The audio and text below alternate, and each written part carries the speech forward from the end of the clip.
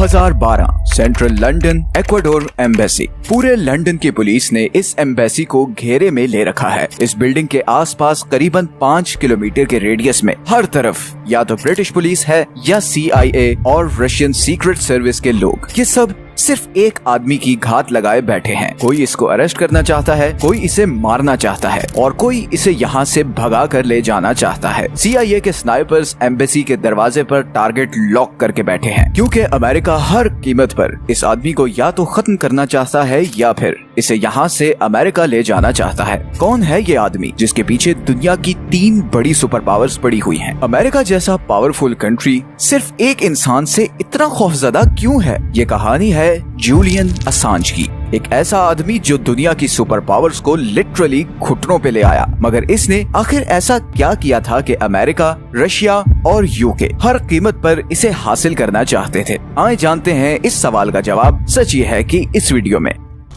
Julian Assange 1971 में Australia में पैदा हुआ। सिर्फ 16 साल की उम्र में वो दुनिया की 3 टॉप ऑर्गेनाइजेशंस का डेटा हैक कर चुका था। नासा, पेंटागन और लॉकहीड मार्टिन, अमेरिका की सबसे बड़ी जंगी जहाज बनाने वाली कंपनी। हैकिंग कम्युनिटी में उसे मैंडैक्स के नाम से जाना जाता था। 1991 में असांज एक कैनेडियन टेलीकम्युनिकेशन कंपनी का डेटा हैक करते हुए पकड़ा गया और उसे 2 साल के लिए जेल भेज दिया गया। 1993 में जेल से छूटने के बाद असांज ने यूनिवर्सिटी ऑफ मेलबर्न से computer programming and mathematical engineering की डिग्री में एडमिशन ले लिया और फिर अगले 12 से 13 सालों तक असांज बहुत ही लो प्रोफाइल रहा। फिर 2006 में 35 साल की उम्र में उसने एक वेबसाइट बनाई जो दुनिया के सबसे ताकतवर लोगों के लिए एक डरावना ख्वाब साबित होने वाली थी। उस वेबसाइट का नाम था विकीलीक्स। इस वेबसाइट पर कोई भी आदमी सेंसिटिव इंफॉर्मेशन या डॉक्यूमेंट्स अपलोड कर सकता था और किसी को भी डॉक्यूमेंट्स अपलोड करने वाले की आइडेंटिटी नहीं पता चल सकती थी। वेबसाइट लॉन्च होते साथ ही उस पर डॉक्यूमेंट्स अपलोड होना शुरू हो गए। लोगों ने ऐसे डॉक्यूमेंट्स अपलोड करना शुरू कर दिए जो इंतहाई सीक्रेट थे। 9/11 से लेकर यमन में होने वाली ड्रोन स्ट्राइक्स, अरब वर्ल्ड में करप्शन और इवन ग्वांतानामो बे में कैदियों के साथ होने वाले सलूक के डॉक्यूमेंट्स। असांज इन सब डॉक्यूमेंट्स को ओपनली पब्लिश करने लगा।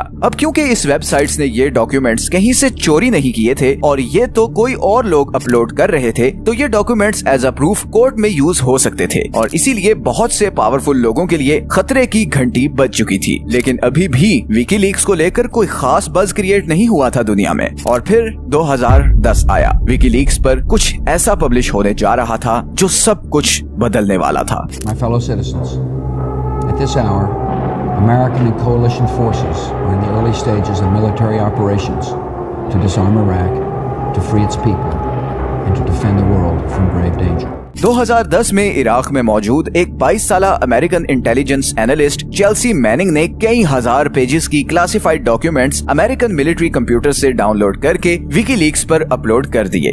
Blasting the release of over 90,000 US military records on the war in Afghanistan. WikiLeaks.org, a whistleblower website, has published what it says are nearly 92,000 official US documents of raw data on the deaths and casualties collected over the past 6 years. ये American history की सबसे बड़ी leaks थी। ये वो documents थे जिनमें ये लिखा हुआ था कि अमेरिका किसी भी कंट्री पर अटैक कैसे करता है, जियोपॉलिटिकल डिप्लोमेसी कैसे यूज करता है और उसकी इंटेलिजेंस एजेंसी कैसे काम करती है। इन लीक्स में उन रेड्स का भी जिक्र था जो अमेरिकन आर्मी इराकी फैमिलीज के घरों पर करती थी। इन लीक्स में जिक्र था उन हजारों इराकी फैमिलीज का जिन्हें अमेरिकन आर्मी ने सिर्फ शक की बुनियाद पर किडनैप किया या फिर जान से मार दिया। इन लीक्स में एक वीडियो भी थी, एक ऐसी वीडियो जो मैं यहाँ पर पूरी नहीं चला सकता वरना YouTube ये वीडियो रिमूव कर देगा। मैं इस वीडियो को सेंसर कर रहा हूँ, मगर आप इसे ऑनलाइन सर्च कर सकते हैं। इस वीडियो में दिखाया गया है कि कैसे एक इराकी फैमिली को, जिसमें 3 बच्चे भी हैं, एक अमेरिकन हेलीकॉप्टर बेदर्दी से फायरिंग करके मार देता है।